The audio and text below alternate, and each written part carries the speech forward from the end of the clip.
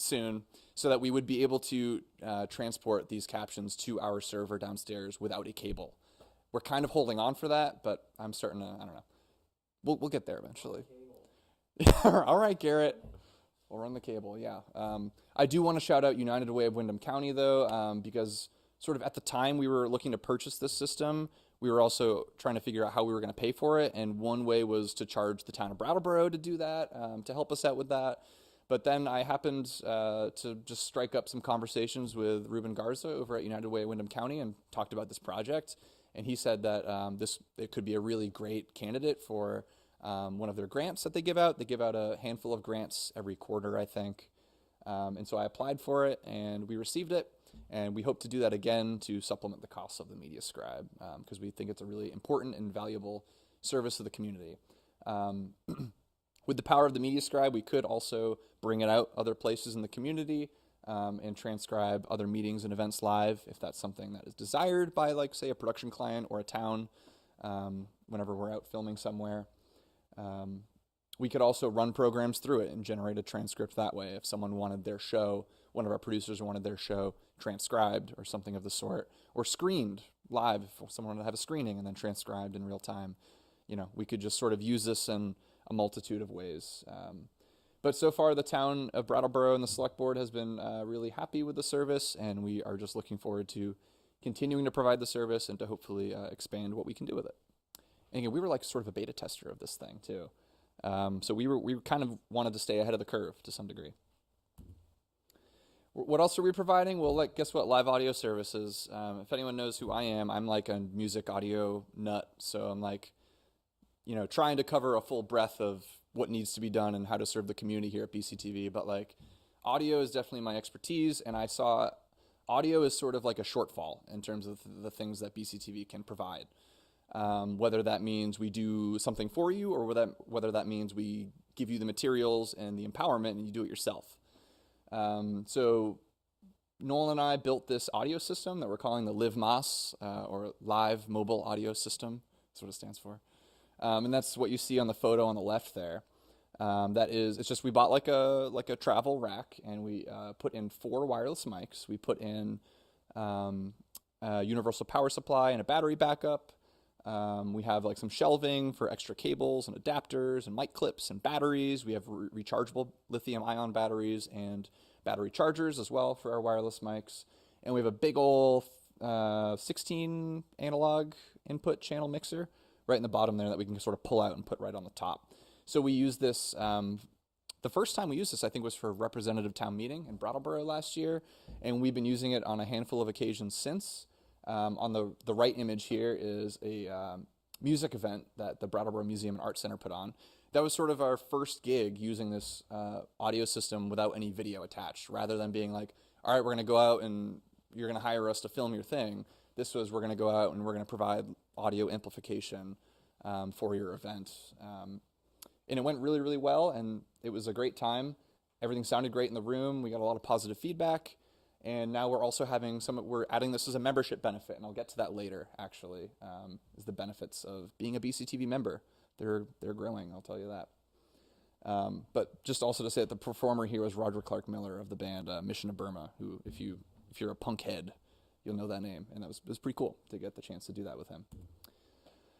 What else is coming? Well, we don't have this quite yet, but we're in this fiscal year, we're planning to, and I'm getting a little, in the future here, but in this fiscal year, we're planning to purchase the LiveView Solo Pro, which is going to give us the opportunity to broadcast remotely from more or less anywhere, as long as we're not in like a concrete box with no windows or doors. Then we're going to be able to broadcast from basically any location.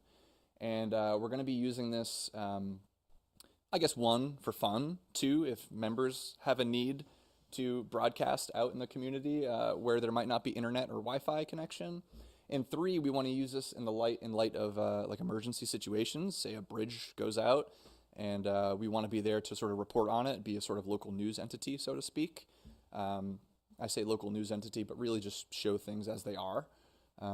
Then we'll have this device to be able to do that. And I'll talk a little bit more later about how this might be used in collaboration with community radio as well. So let me go over our programming metrics just a little bit. And I have a terrible angle on this screen. Overall, our local programming time, aka just the sheer amount of minutes that we aired of local programming, increased by about 10.6%, which is really good.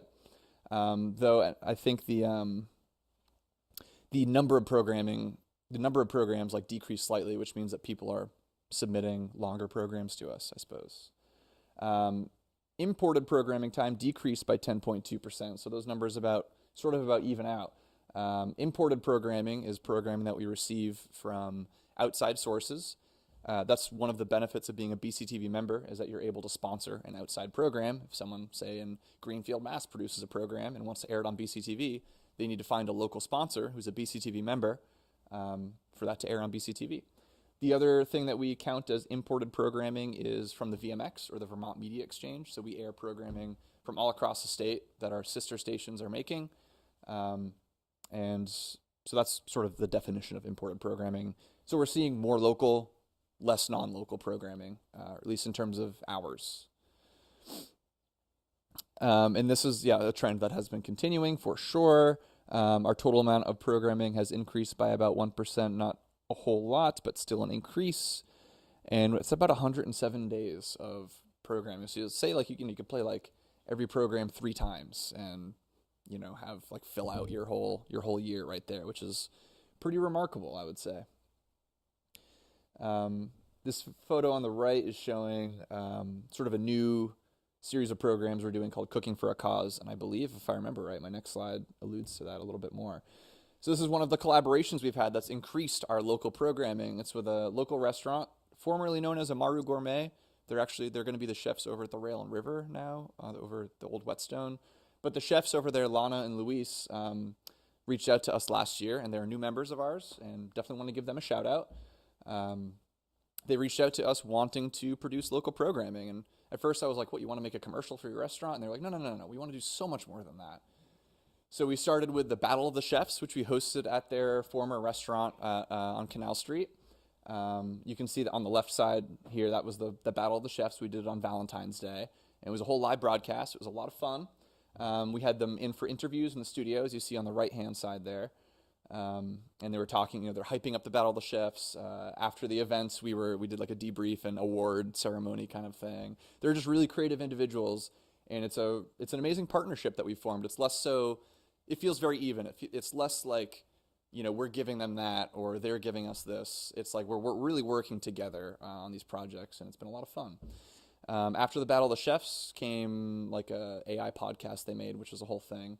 And then after that was Cooking for a Cause, which was similar to the Battle of the Chefs format, but instead they bring in a chef from a nonprofit every episode, and they donate some of the proceeds they make that night to the nonprofit, and they have the guest chef like learn how to cook in the moment. We capture it all on video, and we live broadcast it. It's pretty awesome.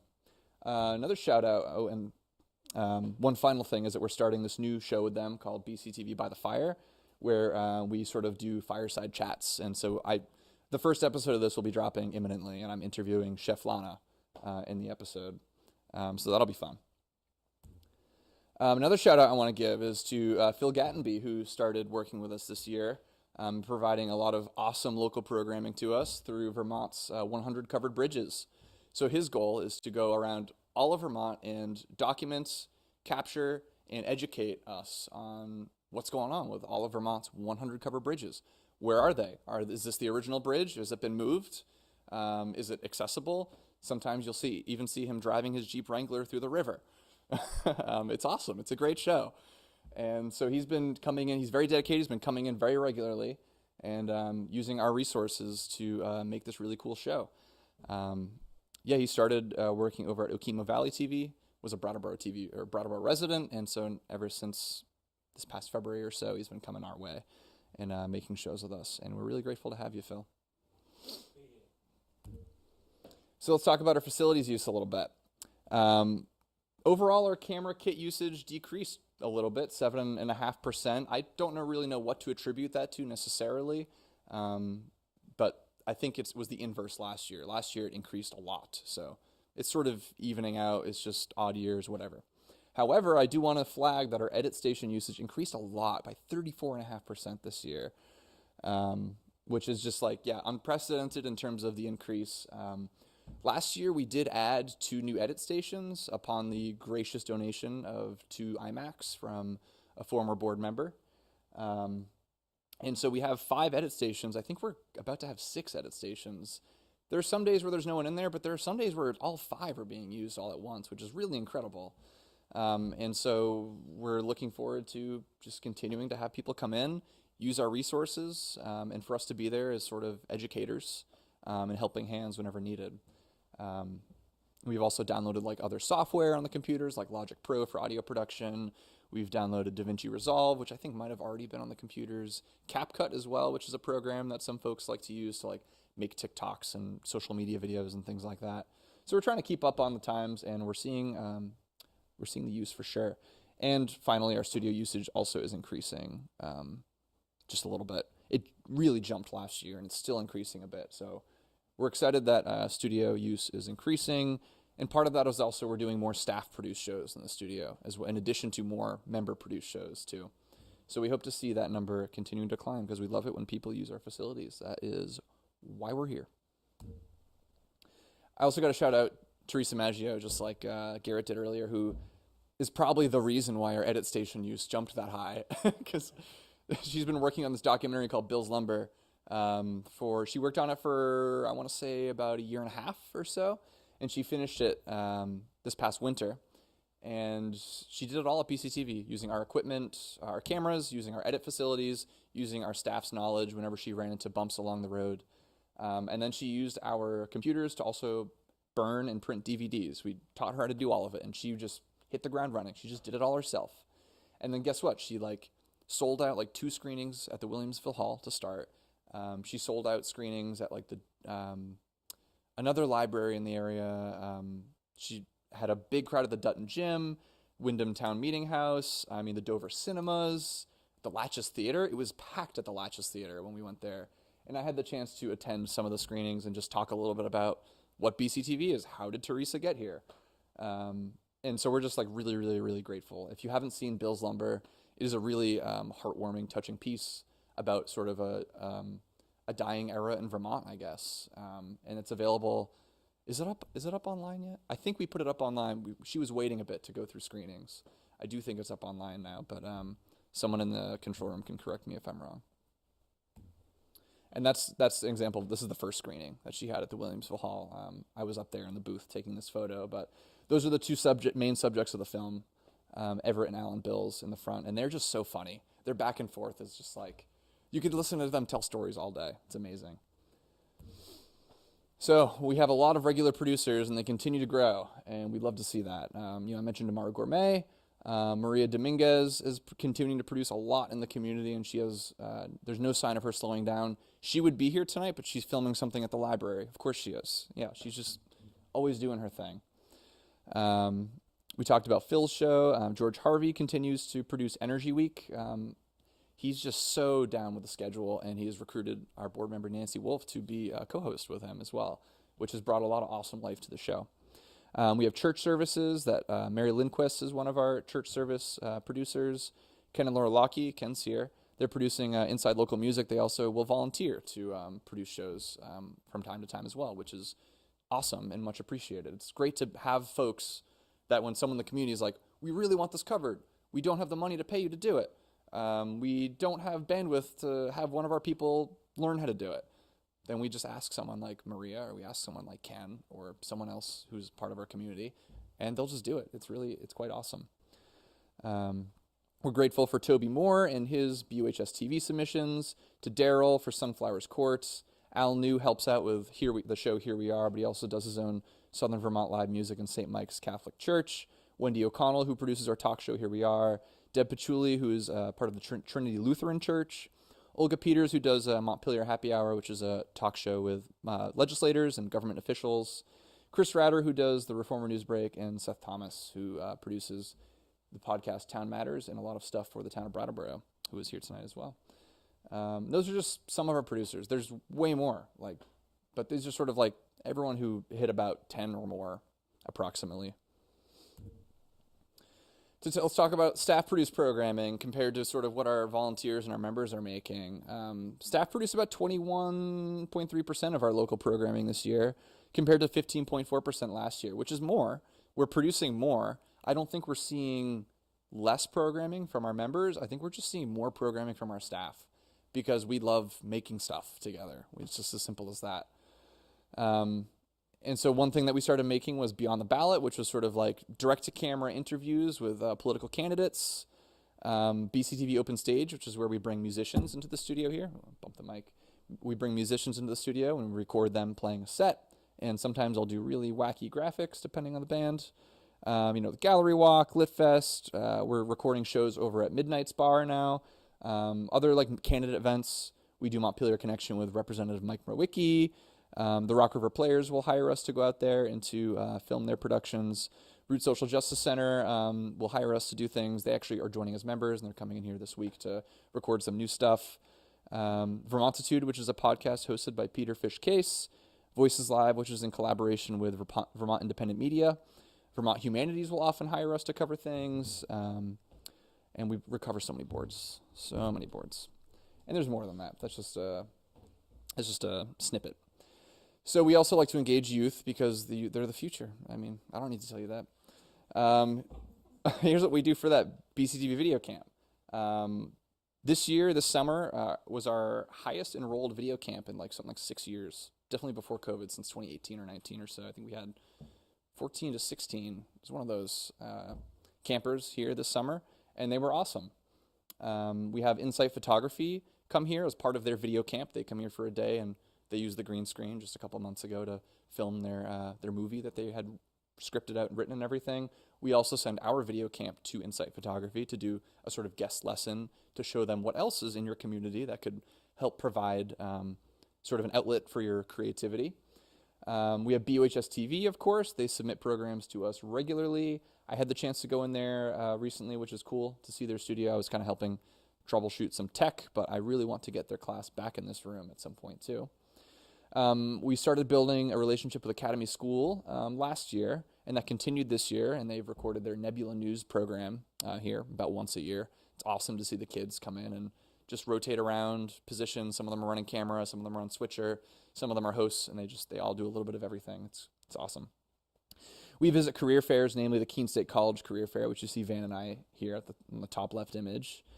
And we're also, like I mentioned earlier, we have interns. And we hope to continue all of these things and to perhaps do more as well, depending on what comes across our plate. We also won a lot of awards during this fiscal year, a lot of awards. We brought home 6 awards from the national conference, the Alliance for Community Media's Hometown Media Awards. We went to a conference in Boston this past June, and we took home more awards than any other center there, any other station. And I don't know how many stations are represented there, and there are even stations not there who submit to the award ceremony. And we brought home 6 awards, which was more than anyone, and that includes the Overall Excellence Award for our budget category. And we're about right in the middle of that budget category, so there are stations with less and more resources than us vying for that same award. We also submitted a bunch of our producers' programs for them to win. Really, we can't take credit for a lot of the awards. It's stuff that our community is producing. Like Vermont Suitcase Company's trailer for their film New Clothes, the Women Freedom Center's podcast commemorating their 50th anniversary, which is something that we produced in-house. Retreat Farms Farm Fest, which is also something we produced with Austin Rice. Meet the Brattleboro Police Department, Officer Deanna Lopez won as well, which Seth Thomas in the police department produced.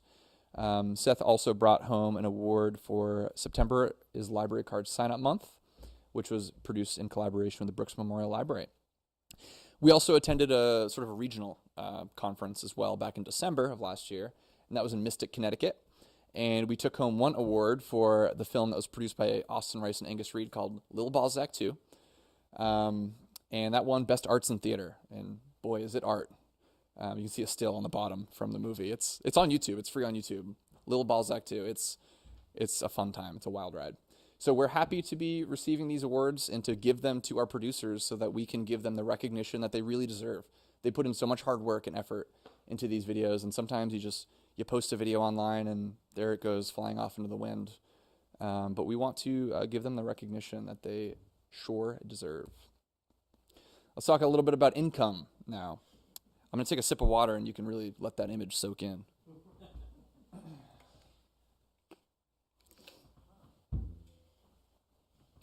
So we're seeing cable revenue decrease, and I think that's no surprise to anyone. If you're unfamiliar with how our income is really structured, cable companies who operate in this region, aka Comcast, is required by FCC rule and also the Vermont Department of Public Service to give us money based on the amount of people who subscribe to cable TV at home, and that's the rule. That's the provision. You subscribe to TV. 5% of that goes to us, or 5.5% technically goes to us.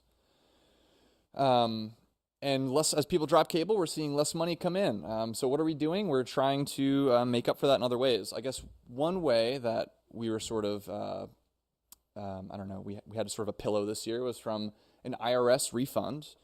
During COVID, they were charging for, I believe, like payroll fees and taxes and whatnot, and then they sort of went back on that later, and they said, well, if you retained your employees during COVID and you didn't fire anyone and you were still paying everything you needed to pay, we're going to reimburse all of that to you. And so we applied for this reimbursement back in like 2023 before I came on board, and we just saw that money come in this year. And that was like to the tune of $74K, which is not a small number. So that definitely helped sort of break the fall of our drop in cable revenue this year for sure. Like I mentioned, event sponsorships rose, donations rose. I mean, Teresa, again, brought home a bunch of donations to us, along with other members of the community, even besides Teresa's donations. We hit a record of donations, at least in the last, 3 years, and if you don't count, bequests or whatever, we're on an uptick with donations, which is really great. We also got $30,000 from the Vermont State Legislature, and this is becoming a larger and larger part of my job, is being involved with advocacy for community media on the state level. I serve on the board for the Vermont Access Network, which is the statewide 501c6 that all the public access centers in Vermont fall under. And a big part of my job has become going to the State House, dressing up like that, and serving ice cream to legislators. That's Ian Goodnow. He's one of our legislators, if you're unaware. And he was like, I'm only going to take the ice cream if you take a picture with me. But I'm not always serving ice cream and in a silly hat. Hey, Nolan. So sometimes I am actually in normal clothes at the State House talking with legislators about what it is we do and what our financial ask is this year and why they should support us. Because there are so many reasons that they should support the work that we do. And so while it was $30K this past year, we're asking for more this year. And the Secretary of State is very, very behind us, and they love the work that we do. And so we're expecting to receive more this year, and I won't say how much because it's never a given. I don't want to jinx it.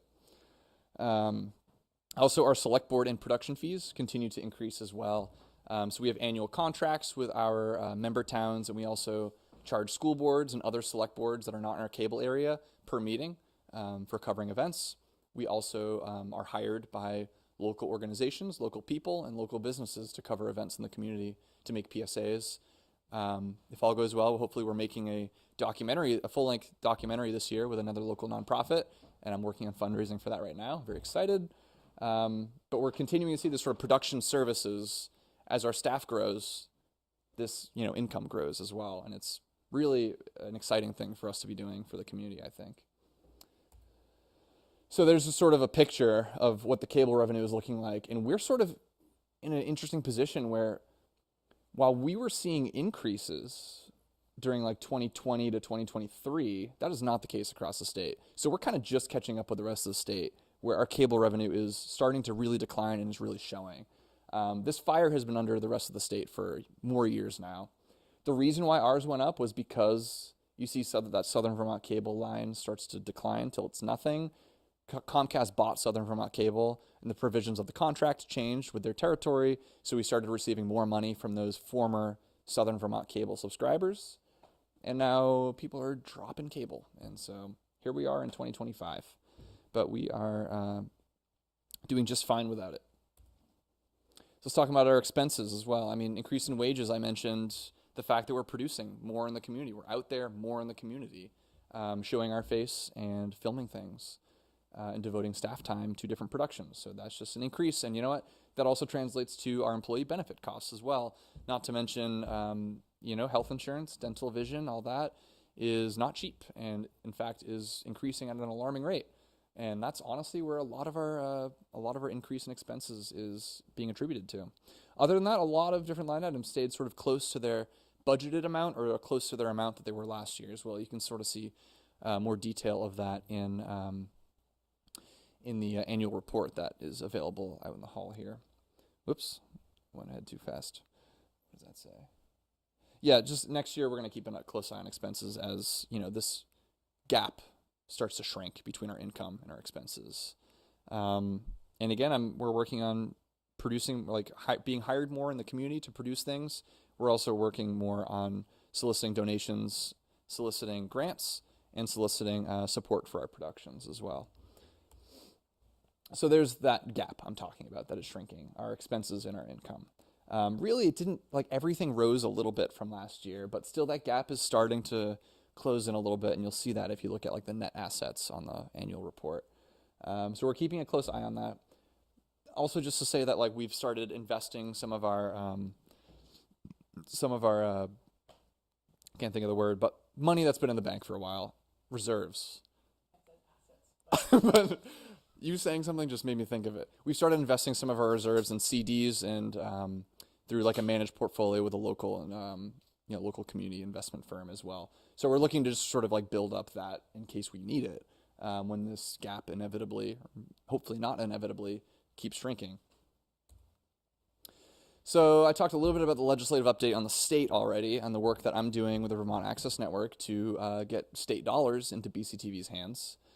Last year, the big update there was that rather than us going to the state and saying, we want money one time and then we'll come back next year, last year the state started giving it to us as a base item in their budget, a baseline item in their budget. So that means we're in there by default. We're in their budget every year by default. And the only ask we have to do is to increase that amount. And we're collecting data statewide to see how much the cable revenue is being lost from every station. And we're asking for more money based on how much cable revenue is being lost to make up for that number. So we're very hopeful that this is going to continue to supplement those losses. And the state is very supportive of us largely, so we are optimistic about that. And I talked a little bit earlier about collaborations with community radio. This is all sort of in the works and nothing's certain right now, but we want to work on a bill. Rather than our money coming out of the state general fund, we want to work on a bill that will support community media through some sort of tax structure or otherwise. And we want to work on that with some of our organizations in the state, like community radio stations, perhaps local nonprofit journalism organizations, perhaps organizations like Vermont Public.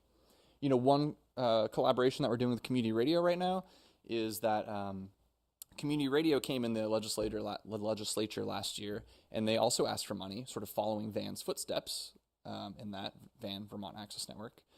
And they managed to score, I think, $150K or $105K from the state legislature to build out infrastructure to respond to emergencies. And so I'm on the board for our local community radio station, WVEWLP, and I saw that opportunity as a way for us to collaborate. So now that WVEW is building out infrastructure to support emergencies, BCTV is going to do things like buy that Live View Solo Pro, which will allow us to go out into the community and film, things, emergencies, disasters as they're happening, provided everyone is safe and able to do that. And we're going to use our shared networks to broadcast that information out. And I think the state will see this as a really positive partnership between like-minded organizations, and that will further our case for them to support us. And on the federal side of things don't look good. Though there's no current direct threat to us, they have not overturned the Cable Act or sort of done anything to that yet. That is sort of, the Cable Act is the thing that, sets up this funding stream from cable companies. But, they're slashing cable regulations and other regulations left and right on the FCC level. So we will see where that goes. For now, we're good. I mentioned the ADA guidelines earlier. That's another federal update where we're starting to build out captioning. And finally, I want to give a shout out to Helena, who might have already left. She went down to DC this past year to advocate for us during the Alliance for Community Media's Hill Day, where all the public access stations who can make it across the country go to DC and meet with their legislators and make some noise on behalf of community media. And that's her with our representative for Congress, Becca Ballant. She got to see Becca, which was really cool. But we're really grateful to have her go down there and to really advocate for us. And down on the bottom is the Vermont Access Network's representation at that annual conference this past June. And as a statewide organization, we won the highest award that they give, which is the Koenig-Stoney Award for Humanistic Communication. And that's a result of all the work we've done as a state to bring about these state dollars into our community media centers, along with other things that have happened over the last decade. But that's sort of the big one, is they see Vermont as being a prime example for what other community media centers should be doing across the country. So what's coming next besides that live view I talked about? Well, we have some restructuring member benefits. Really, we're adding things. A couple things are sort of podcast distribution. We have a new podcast that I'm doing with two of our legislators, and we wear bowling shirts. That's the bit. It's a bit. And so this is a podcast that we're recording, and we are now offering this to our members. If you record a podcast, we can distribute that podcast to all the major platforms you might listen to a podcast on. Another thing that we're providing is audio services, like I said. In addition to BCTV staff running the audio equipment, we're also training our members how to do it, and we've had a member regularly take it out for live music shows at his shop, which has been really awesome. We also, this isn't in here, but we're also we have this audio cleaning software. It's like an AI denoising software thing. Actually works really, really well. We're offering that as a membership benefit now as well, if people have garbled audio or noisy audio that they want to clean up. And then again, the collaboration with community radio as it relates to emergencies. That's something I really hope to see build out. One additional thing about the community radio collaboration, just like this week, I've been talking on our staff side and on WVEW's board to figure out how we can really support each other more with in-kind support, like shared underwriting and shared programming. So we're going to hopefully have some more back and forth there with our local community radio station. So I'm going to wrap up now, and I just want to say thank you to everyone for sticking around. I feel like I repeat myself a lot, but that's 90% of my job anyway. Coming up is our producer party and our awards, and guess what? We're going to do a telethon this year too, because this is BCTV's 50th year in existence, which is super, super cool. And I don't know how lucky I am to come right into this organization right when that's happening. But, as every year, we're doing our big producer party at the Stone Church. It's going to be November 14th at 6 p.m. That's our big party day. Put it in your calendars. George has got his calendar out right now. That's right. And because it's our 50th year, we also want to do some sort of a telethon where we're going to be broadcasting live all day from this location and probably also from the Stone Church, maybe out in the field as well if we have our Live View Solo Pro. And we want our members to be a part of it. So if you're here in this room right now, if you're listening or watching the broadcast or the recorded version, if you want to contribute a live segment, like a live show, or if you want to contribute a pre-recorded segment to our telethon, we're going to be getting into the motions of really planning this thing big time right after this meeting ends.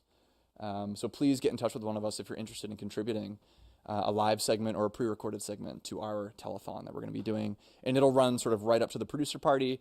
Then boom, the producer party starts and we live broadcast through that whole thing as well. It's going to be a lot of fun. We're just very stoked to do it. It's going to be a lot of work. Thank you for being here, Brattleboro Community Television. And I think I want to, I'm going to pass it back off to Garrett here for sort of member business, member comments, and to go over sort of the board elections as well. And also to approve the minutes of last year's meeting. Oh, yeah. Yeah, you didn't do that, did you, Garrett? It's okay. I didn't tell you to do it. But I think it was... I also didn't put it in the run of show, so you're off the hook for this one. So we're starting with any member comments? Are there any member comments? Anyone? If anyone has a comment, please step up to the mic. Okay. Oh, George. Thank you, Garrett. Appreciate it. I just wanted to make one small correction to what Johnny said. He said, we can't take credit for the awards won by our producers. And it's true that perhaps the staff cannot take all the credit for the awards won by our producers, but BCTV is a membership organization, and those producers are, by and large, members of the organization, part of the organization, and so BCTV does, in fact, rightfully take credit for the many awards won by our wonderful producers. Let the record show. So now we will approve the minutes from last year's meeting that we're doing. So moved. So, okay, is there a second? All right, all in favor? Aye. Okay, minutes are approved. What else do I have to do? I didn't realize I was gonna. Okay, but that was done online, so do we have the results of that? You can announce the results, and then when we transition to the board meeting, the board can elect the Okay. slate of candidates. Do you have the result? I don't, They're on the paper in front of on the music stand there, page 2. Okay. Alex Hacker and Renee Wolliver won. Then they're on the board. So congratulations. So now we will adjourn the annual meeting. Yeah. Is there? I move to adjourn the annual meeting. Second. Second. All approved. All in favor. Okay. It's adjourned. Thank you for coming. And now we're going to go on to the actual meeting, right? To the board meeting. The board meeting, yeah. Okay. Board meeting there's an agenda. Okay. And are we doing? Am I still standing up here for that, or?